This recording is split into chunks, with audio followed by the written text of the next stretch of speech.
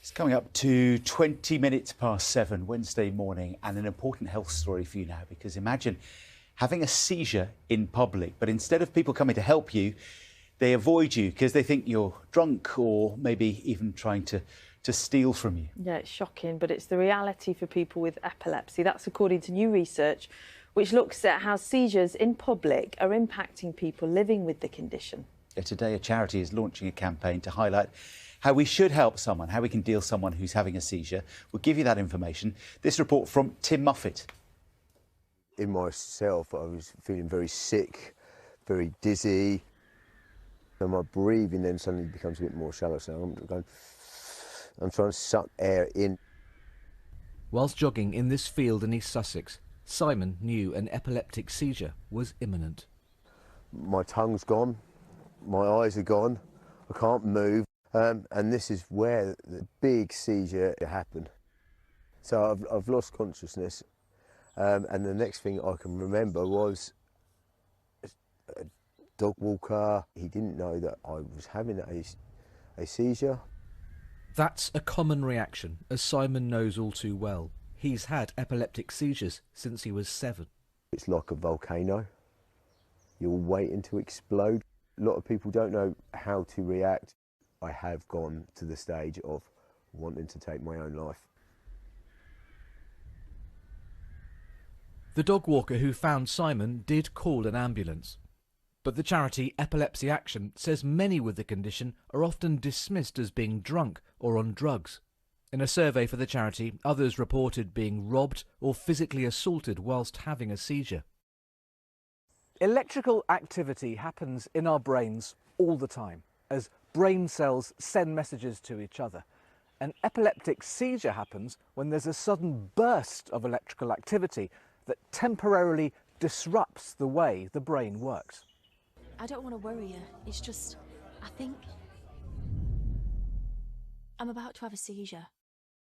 This video has been made to help explain what to do if someone with epilepsy believes a seizure is imminent. First, cushion my head with something soft to protect me from injury. All set?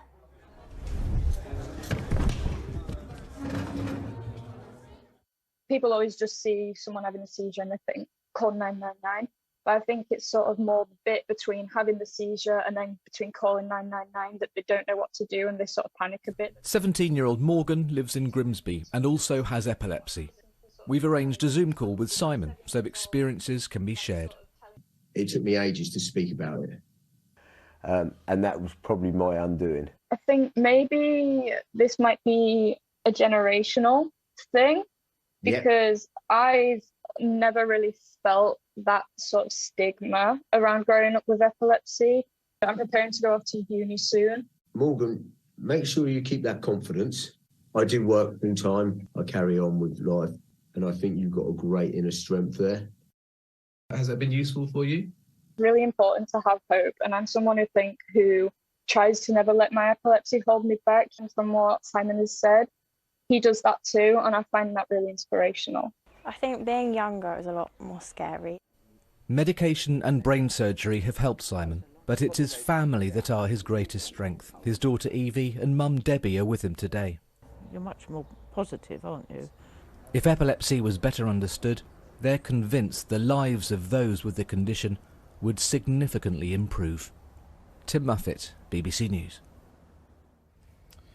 Well, we're joined now in the studio by Imogen, who has epilepsy, and by Rebekah Smith, who's Deputy CEO of Epilepsy Action. Good morning to both of you. Morning. Morning. Hi, Imogen. Do you want to just tell us your story? Because you developed epilepsy when you were 9 years old, is that right? Yeah, I've had it since 1996. At the age of 9, I was hit by a car and the hemorrhage caused bleed on the spot. Epilepsy began immediately, and I've had it since, yeah. And how regularly can that happen now, a fit? Fits usually happen every 3 weeks, probably. They sometimes come in clusters. On Sunday, I had 2 out in public, which was very frustrating. But it sort of depends on life. The happier I am, the fewer fits I have. That's interesting. and when they do happen when you're out and about, Just talk us through how you're feeling, how you know it's beginning, and then secondly, how people react. Well, I start with a warning. I begin to shake a bit and I'm like, oh, fit's on the way. I tell it to go away, but sometimes that doesn't work. And then I either shake a lot, you know, or go very still and I'll collapse. I have tonic-clonic seizures and I'm usually unconscious for 2-3 minutes at a time. And how people react around me is really luck on the day. I've seen the good in humanity. People stop to so kindly give me some water, make sure I'm in the right position, because they know what to do. Other times, I've just fallen down the stairs, woken, people walking past me, because they just don't, they're scared, they don't know what to do. And I think that's about time that changes, because it's really hard at times to go out in the public. Rebekah, I was really shocked at the numbers and the statistics around the experiences of people like Imogen. So more than half of people with epilepsy have had to avoid public spaces because they're scared of experiencing stigma. Almost half of them have been accused of being drunk or on drugs.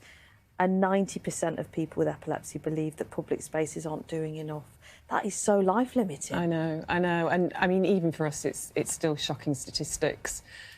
Because, you know, we live in a world now where there's so much more access to information, and yet still people are clearly not feeling comfortable or not understanding if someone is having a seizure, which is why we're here today, really, to raise that awareness. Let's use this time to give us all information about what we can do. So if anybody watching this morning sees somebody who they think might be having a fit, what are the things we should be thinking about? Yeah, OK, so we've launched a video which is really simple and will help anyone. So if they go to the Epilepsy Action website, they'll see that there. But there's really 4 really basic steps to take. First one is comfort someone, you know, cushion their head, make sure they're safe and their airways are clear.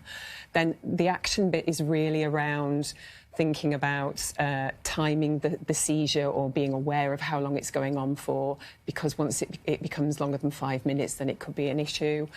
Then it's about reassuring and staying with someone, because while they're unconscious, they might not know you're there, but once they're coming round, they will, and putting them in a recovery position to help them. And then the final thing is, if it is an emergency, if it goes on longer than 5 minutes or, you know, for some reason it seems like it's the first seizure, then at that point you want to phone the ambulance. It's also just interesting because Imogen's wearing something, which one of the things you can do when you're taking action is check if someone's got some information on them. So this is one thing. Some people wear bracelets, other people have something in their bag, but often you'll find that someone who does have seizures regularly will carry some information to help them. So it's there. Yeah, Imogen, obviously you welcome the fact that the public awareness, so that hopefully there will be people who will know what to do, you know, if it ever happens to you again. What would you like to add into that or stress as part of that you think would help as a patient? Well, please stay calm. You really don't need to panic. I know when you first see someone have a seizure, it's, oh my gosh, are they okay and everything. But sorry, my memory is so bad. I've forgotten your name. Rebekah. Rebekah, sorry, after the surgery, everyone. Rebekah explained it very well about what you should do. It's important to time, always, because if it's over 5 minutes, then it's definitely time to call an ambulance. Otherwise, you know, the person should recover fine. Reassurance, I just say, is so important, because when I wake from a seizure, I'm in a different world. I'm scared, what's happened, I'm embarrassed, I feel ashamed. So someone there saying, don't worry, you know, you're fine, you're in Waitrose or you're in the park, you know, really, really, really helps, and I'm so grateful. And you've had people criticise your personal care, you've had someone say on a holiday you shouldn't be there. How much of a difference would it make if everybody heeds this advice and is more open-minded and has greater recognition of what's happening for your confidence and for people living with epilepsy? Well, it would be absolute heaven, because a recent Mexico trip, the tour guide just, what can I say? She triggered seizures for me because she made me so stressed, guilty. Unfortunately, I had a fit. And the next day she said, "Can I talk to you, please?" And I said yes. And we had a conversation. And she told me I shouldn't be there. I'm scaring people. People didn't come on holiday to see an epileptic fit. I'm not taking care of myself. And yeah, and I was like, huh? You know, it's not my fault I have epilepsy. It was just a simple fit, you know.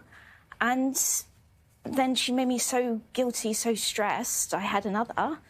And then I decided to leave Guatemala early and miss out on hiking volcanoes. So... And you could have hiked those volcanoes, it's that you just became too self-conscious to... I just wanted to be home with some dogs and cats and, I don't know, therapeutic animals.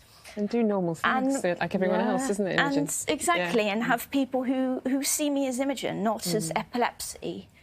Because right now, too often, when I have seizures in the public, I feel epilepsy is my identity, and I don't want that. OK, well, look, Imogen, thank you so much for coming in and sharing your story this morning. I hope that by doing so, you can gain a bit more confidence and comfort and know that maybe people out there will know what to do for you and for others. Thank you, Rebekah, as well. Thank you. Thank you. Thanks. Indeed. Undeterred, Imogen's off to South Africa soon, so thank you for sharing your story and I hope this trip goes well. The volcanoes in South Africa? I don't think... No, that's... What's it called? The Lion's Mane. OK. Or something. You can do that. You can do that.